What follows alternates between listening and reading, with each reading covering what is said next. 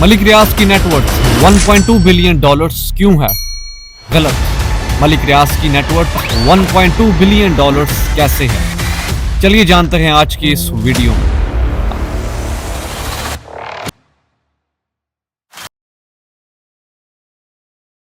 मलिक रियाज हुसैन पाकिस्तान के मशहूर तरीन business tycoon, real estate developer, investor और एक अरबपति इंसान है। वो मशहूर बहरिया टाउन के बानी हैं, जिसे एशिया की सबसे बड़ी private real estate development company समझा जाता है। अगर हम इनकी दौलत की बात करें तो वो इस वक्त पाकिस्तान के 7वें अमीर तरीन शख्स हैं। एक अच्छा बिजनेसमैन होने के अलावा वो मुल्क के मोस्ट इन्फ्लुएंशियल हजरात में से एक हैं और इन्होंने मुल्क की सबसे बड़ी हैराती सरगर्मियों में भी हिस्सा डाला है।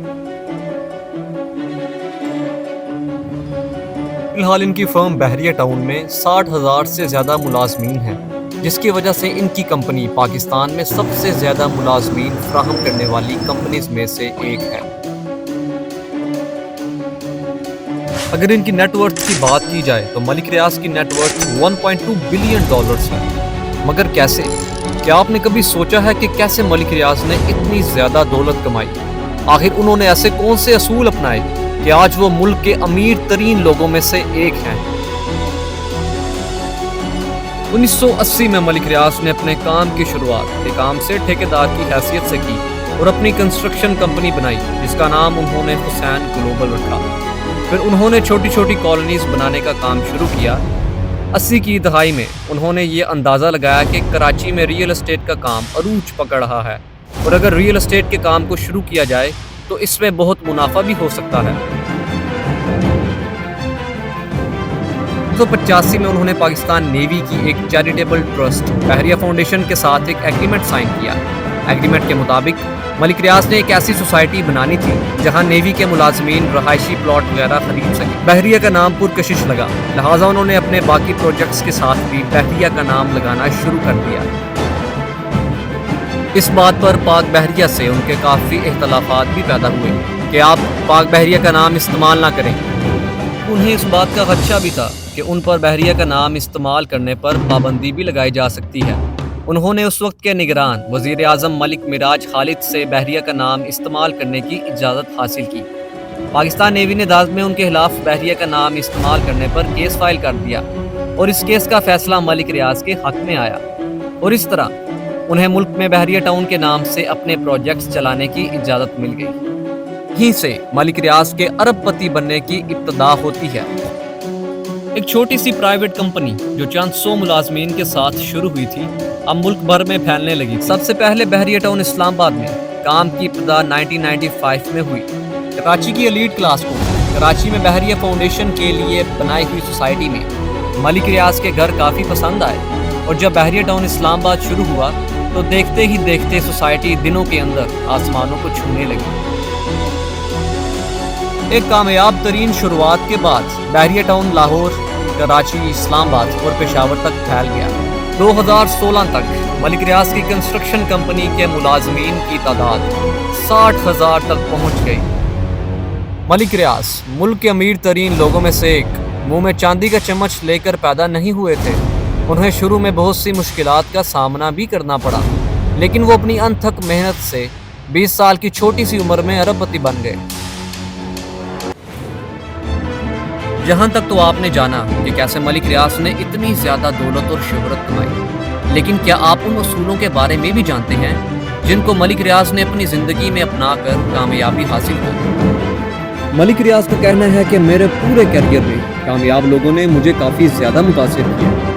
कुछ लोग ऐसे थे जिनके साथ मैंने काम किया और कुछ लोग ऐसे थे जिनको मैंने दूर से एडमायर किया।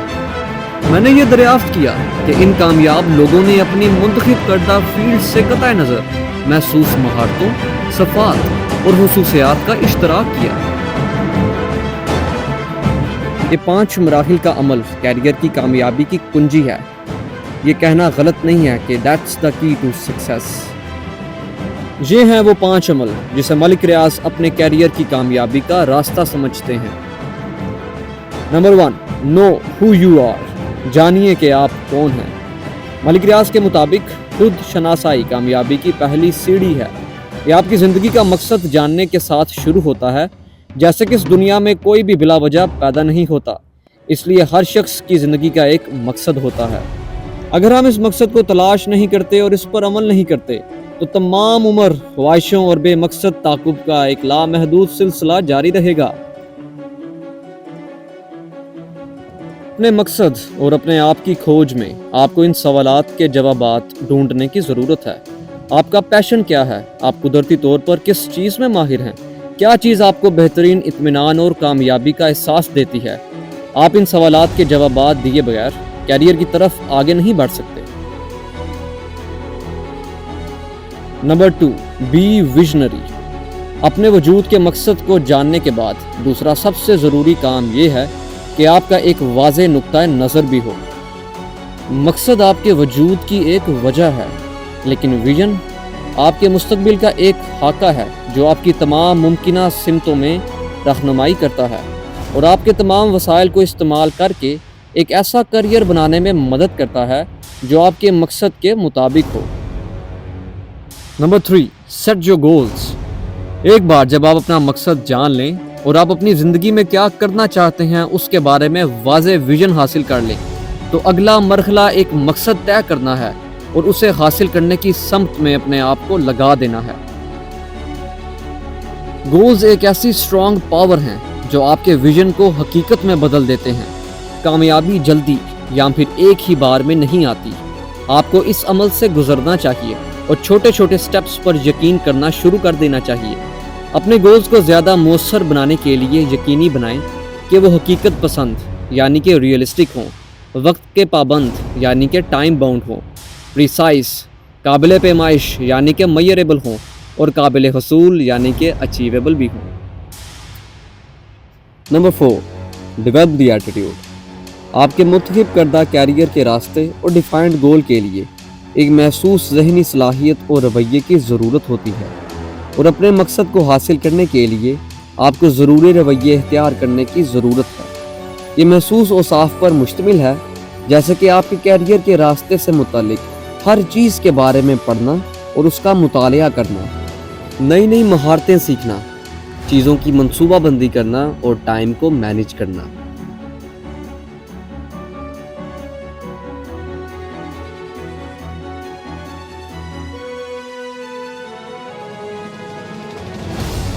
Number 5، be consistent. اگر آپ اوپر بتائے گئے صفات کو حاصل کر لیتے ہیں تو یقیناً آپ آہستہ آہستہ بہتر کام کرنا شروع کر دیں گے، مگر پھر یہ آپ کو یہ سوچنے پر مجبور کرے گا کہ میں اپنی مطلوبہ منزل پر کیوں نہیں پہنچ رہا، میں اب بھی کیوں محنت کر رہا ہوں۔ لہٰذا یہاں آپ کے مقصد کو حاصل کرنے کی آخری کنجی ہے یہ مستقل مزاجی۔ جیسے پہلے ہی بتایا جا چکا ہے کہ کامیابی ہمیشہ سٹیپس میں آتی ہے، آپ کو اس کے پورے پروسیس سے گزرنا پڑتا ہے، لہٰذا آپ کو اس پروسیس کی مشکلات کے لیے ذہنی طور پر تیار رہنے کی ضرورت ہے۔ آپ کو کئی بار مایوسیوں اور ناکامیوں کا سامنا کرنا پڑے گا اور آپ خود کو بدقسمت محسوس کریں گے، لیکن اس وقت آپ کو صبر کرنا ہوگا اور ثابت قدم رہنا ہوگا۔ یہ تھے ملک ریاض کے بتائے ہوئے وہ 5 اصول جن کو اپنا کر آپ کامیابی کی بلندیوں کو چھو سکتے ہیں۔